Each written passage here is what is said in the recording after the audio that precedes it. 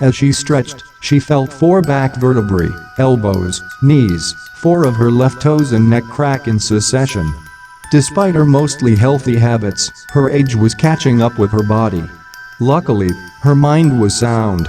Her neurons were firing quicker than people 3/4 younger than her. She blamed all the flashing lights that sucked the attention from their developing brains. Her generation lived when books were books and not some application found on flat, square screens. Once she finished going through her morning routine, it was 4:30. Harvey's coffee cubby opened at 5, so if she walked slow to the subway, she would get there by the time the shop opened. The coffee shop used to be open 24 hours, but as the owners aged, their perspective changed and cut the operational hours. Living out a retirement in New York was never the plan, but neither was becoming an FBI agent at the age of 50 and an FBI director at 55. Those federal benefits were just too good to pass up. She was originally from Montauk, Pennsylvania, a small town that boomed in the mid-60s thanks to the municipality's tax cuts on solar energy businesses. Those tax cuts created more solar assembly factories, and those factories created more jobs, and with more jobs flowed in more people, and with the new people came new crime and a larger need for cops. She had a knack for solving puzzles and problems thanks to childhood on the farm and being reared by 2 parents who loved board games, so she knew by the time she was 8 that she wanted to be a detective. Her mother blamed the Sherlock Holmes box set she was given on her birthday, and her father blamed his father who told her tall tales about his career as a beat cop. Her fingers struggled with her purse's zipper as she proceeded out her apartment door and down the stairwell. The street's blacktop already emitted heat even before the morning sun yawned its tomato-colored light into the sky. Underdepths in mid-July was unbearable. The heat was as relenting as an angry mob, and the humidity was like being the first person on the ground of a dog pile. The mornings before the sun were usually cooler, if 75 degrees was considered cool. On days like that was when she missed the weather of Montauk. Montauk had bitter divorce winters and nearly sweat-free summers. If she could still drive a car, she would have moved back to Montauk. Her eyesight was bad, and she had trouble focusing, especially when moving faster than walking. But Underdepths had a car-free living environment, if the citizens chose it.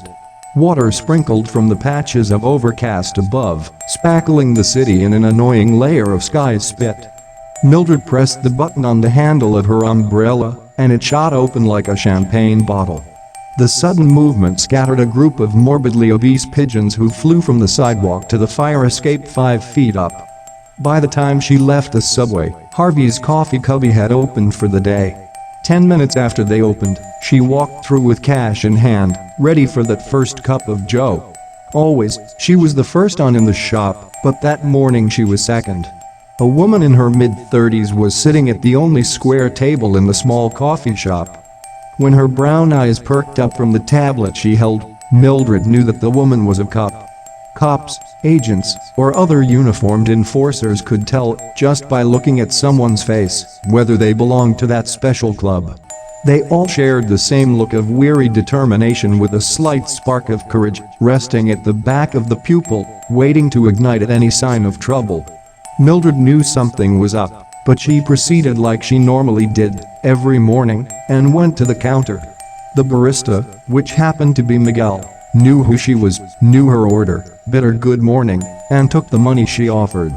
He handed her back her change, and she dropped it in the tip jar. As she waited at the pickup counter for her coffee and chocolate chip scone, the woman stood from her table and walked over. "Mildred Whedon?" the woman asked. Mildred reached into her purse and pulled out her bifocals to see the woman's face with clarity. "Yes," she answered. "Do you need something?" "I'm Detective Regini." "Yolanda Regini," the woman said. "I was told that I could find you here." The barista handed her the coffee and scone she didn't have to order. She took it, thanked him and turned her attention back to the detective. "I take it you're with the Underdepths police force?" she said as she moved towards the exit. Yes," the detective said. She went back and grabbed her things from the table. By then, Mildred had walked outside. She purposely made the detective hurry to catch her. "The Tin Man is back," the detective told her. Mildred stopped walking. She looked to her left at the detective and said, "The Tin Man is long since dead by now. And is a case file in Montauk. Why is an Underdepths detective concerned about a Montauk cold case? He's here in Underdepths," the detective admitted. Mildred said, still unconvinced. "I have the case file with me," she said, patting her satchel. "You can keep that file to yourself, detective. I'm happily retired, and the only things that concern me now are morning coffee, constipation, and if the newest novel is coming out in large face print." "You're a liar," the detective said. "Especially after the career you had." "I know you're so bored." "I'd be bored." "You're projecting, detective." "I'm happy living the obscure, quiet life I have now," Mildred said. She turned left off the street and into an alleyway. The detective followed her and seemed to be as equally stubborn. "Just a quick look at the files and a few words about your theories and you won't have to see me again," the detective promised. Mildred stopped, turned and motioned to the detective with her free hand. "Thanks," Regina said. She reached into her satchel and handed Mildred the folder that contained the case files. Mildred had Regina hold her coffee as she opened the folder and scanned the documents. "I originally profiled him as a man in his mid-30s, white, married, no kids, and a white-collar job, most likely an intellectual," she said. "I got this case early in my career, and my profile was snubbed by the chief and my partner. They thought he was a guy in his early 20s, blue-collar, bad social skills and poor. They went after every damn metalsmith in the county and didn't pinch anyone.